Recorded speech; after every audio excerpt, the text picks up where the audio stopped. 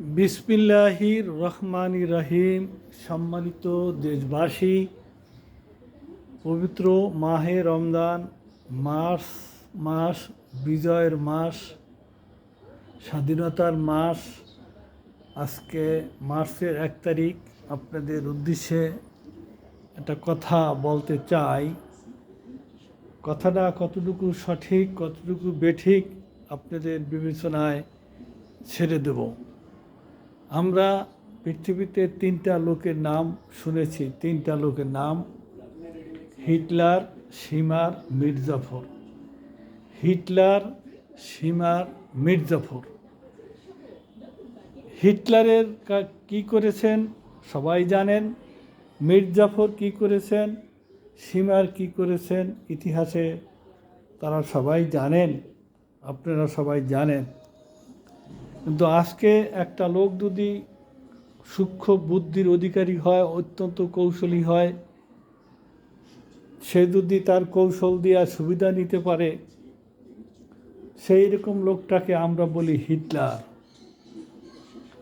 আর কোনো লোক যদি ঘাতকতা কাজ করে, সামান্য বিশ্বাসঘাতকতা, তখনই তাকে আমরা মির্জাফর বলি।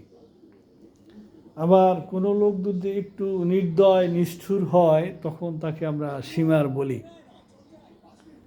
তাহলে 3টা নামের সাথে আমরা পরিচয়। তবে আমাদের যে বিশ্বাসঘাতকতা মির্জাফর, এই মির্জাফরের বংশধর এই বাংলাদেশে আছে, তাদের নাতিপুতি যে কোনো জেনারেশন আছে, তাদের রক্ত ছড়িয়ে পড়ছে।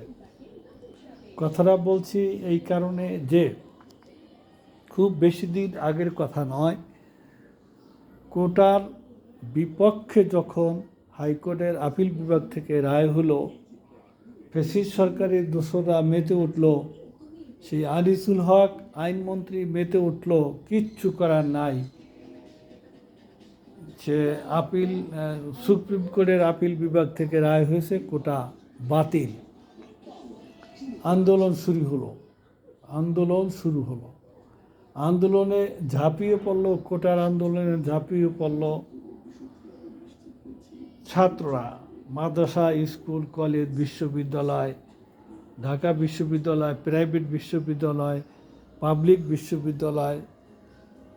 আমার মনে হয় যে 12-13 বছরের ছেলে মেয়ে থেকে শুরু করে 24-25 বছরের ছাত্রছাত্রী কেউ ঘরে ছিল না। সবাই জীবন প্রাণ বাজি রেখে মাঠে নেমেছে এই কোটার পক্ষে। শেষ পর্যন্ত সেটা সরকার উৎখাতের আন্দোলনে পরিণত হয়ে গেল। রাজাকারের নাতিপুতিরে চাকরি দিবে না, মুক্তিযোদ্ধার সন্তানদেরকে চাকরি দিবে না, রাজাকারের নাতিপুতিরে চাকরি দিবে। এই বক্তব্যের পরে দেশের প্রেক্ষাপট, আন্দোলন পাল্টে গেল। সেই আন্দোলনের সময় আপনাদের মনে আছে কয়জনের নাম? লক্ষ লক্ষ ছেলে মেয়ে, শুধু হাসানাত, সার্জিস, নাহিদ, আসিফ, আক্তার, নাসির, এই যারা নির্বাচন করেছে, যারা নির্বাচনে বিজয়ী হয়েছে, এই কয়েকজনের নাম হয়তো আমরা জানি, এছাড়া তো জানি না। কিন্তু আপনারা নিঃসন্দেহে স্বীকার করবেন, সেখানে কোনো দলীয় লোকজন আসে নাই, বিএনপির ব্যানারে কোনো রাজনৈতিক নেতারা আসে নাই, জামাতের ব্যানারে কোনো রাজনৈতিক নেতারা আসে নাই। হ্যাঁ, কিছু শিবিরের ছেলেপেলে, কিছু ছাত্র দলের ছেলেপেলে এসেও থাকতে পারে, এটা আমি অস্বীকার করব না। কিন্তু আপনার আমার মতো এরকম কোন লোক পাশে দাঁড়িয়েছিল? অস্বীকার করবেন না, বেইমানি করবেন না, বিশ্বাসঘাতকতা করবেন না। ঢাকা বিশ্ববিদ্যালয়ের আইন বিভাগের শিক্ষক ডক্টর আসিফ নজরুল এই ছাত্রদের পিছনে দাঁড়িয়ে হাত উঁচু করে, আঙ্গুল উঁচু করে এদেরকে সাহস জুগিয়েছে। ছাত্ররা একটা বট গাছের ছায়ায় ছিল, বট গাছের ছায়ায় থেকে তারা আন্দোলন করে সফল হয়েছে। এমনিভাবে ঢাকা বিশ্ববিদ্যালয়ের আর একজন শিক্ষিকা, আমি তার নাম বলতে পারতেছি না, বোরখা পরিহিতা, তিনি আঙ্গুল উঁচু করে বক্তৃতা দিয়েছিল যে আমার ছেলেদেরকে, আমার মেয়েদেরকে অকাতরে পাখির মতো গুলি করে মারবে, আর আমরা ঘরে বসে থাকব। সেই শিক্ষিকাকে আমি স্যালুট জানাই। তাকে সম্ভবত পিএসসির সদস্য করা হয়েছে, ডক্টর আসিফ নজরুলকে 5 আগস্টের পর তাকে কি করা হয়েছে, 7 আগস্ট তাকে আইন উপদেষ্টা করা হয়েছে। আইন উপদেষ্টা তাকে করা হয়েছে। এরকম আলী রিয়াজ, খলিলুর রহমান, কোথা থেকে নাম অজানা অচেনা হয়তো নিরপেক্ষ লোক মনে করেই সৈয়দা রিজওয়ানা এরকম অনেককেই, আলী রিয়াজ অনেককেই উপদেষ্টা করা হয়েছে। দীর্ঘ 1.5 বছর তারা 36 জুলাইয়ের সনদ নিয়ে, 36 জুলাইয়ের ফাউন্ডেশন নানান রকম নিয়ে যারা আহত নিহত হয়েছে তাদের সুযোগ সুবিধা এবং গণভোট এবং কিছু রাষ্ট্রীয় সংস্কার করা হয়েছে যাতে দলীয়করণ করতে না পারে, স্বৈরাচারী করতে না পারে, সন্ত্রাসী করতে না পারে, একই লোক একাধিকবার ক্ষমতায় না থাকতে পারে, ক্ষমতা দীর্ঘায়িত করতে না পারে, 41 সাল পর্যন্ত ক্ষমতায় যাতে থাকতে না পারে, এরকম কিছু আইন কানুন করেছে, কালা কানুন উঠিয়ে দিয়েছে। ডক্টর আসিফ নজরুল সরকারি বাসায় থেকেছে। তো এখনে আমরা কতটা বেঈমান এবং কতটা নিষ্ঠুর একটু মনে নাই, ভুলে গেছি ডক্টর আসিফ নজরুলের ভূমিকার কথা। এখনে আমরা বেচারে বেলেম লাগাই কি আমরা সে 14,000 কোটি 15,000 কোটি টাকা পাচার করেছে। এই সমস্ত কথা, টাকা কি রাস্তাঘাটে পড়ে থাকে, টাকা কি ডাস্টবিনে থাকে, ফুটপাতে পড়ে থাকে? 14,000 কোটি টাকা মুখ দিয়ে শুধু বললেই হবে? এই সমস্ত কথা বইলেও ক্ষান্ত হয় নাই।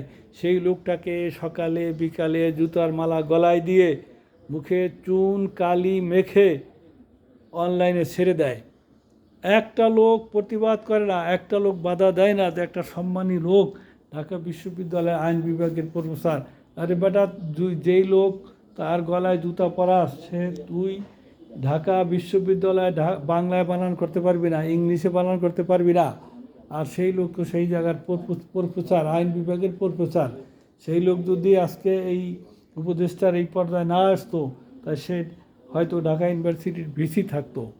তার সাথে আইন বিভাগের প্রফেসর আমার ছোটোবেলার class friend doctor Nakib Mohammad রাসুল্লাহ, সে ইসলামী বিশ্ববিদ্যালয়ের ভিসি, আইন বিভাগের প্রফেসর ঢাকা বিশ্ববিদ্যালয়ের।